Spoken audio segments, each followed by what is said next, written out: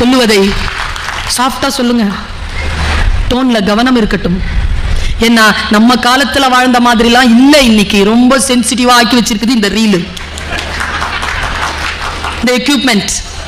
ரொம்ப நேரம் அதனுடைய இருக்கிறதுனால நமக்கான சயன் சக்தின்னு சொல்வாங்க, பொறுமையின் குணம் நம்மிடம் இருந்து விலகி போயிருக்கு. அடுத்து அடுத்து அடுத்து அடுத்து பார்த்துக்கிட்டே இருக்காங்க. ஒரு படம் பார்த்து முடிக்கணும்னா 3 மணி நேரம் காத்திருக்கணும். இன்னைக்கு ஒரு ரீல் பார்த்து முடிக்க 30 செகண்ட் போதுமானதா இருக்கு.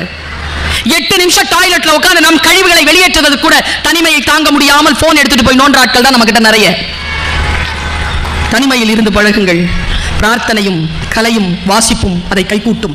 தலைமை பண்போடு இருப்போம். வாழ்க்கையில் பல நேரங்களில் ஜெயிக்கக்கூடிய வாய்ப்பு நாமும் பெறுவோம், அடுத்தவர்களுக்கும் ஏற்படுத்துவோம். எல்லோரையும் காட்டிலும் முன் செல்பவன் மட்டுமல்ல லீடர், எல்லோரும் சரியாக போகிறார்களா என்று பின்னால் நின்று பார்க்கின்ற நல்ல மேய்ப்பனும் நல்ல தலைவன் தான் என்று சொல்லிக்கொண்டு வாய்ப்பளித்தமைக்கு நன்றி பாராட்டி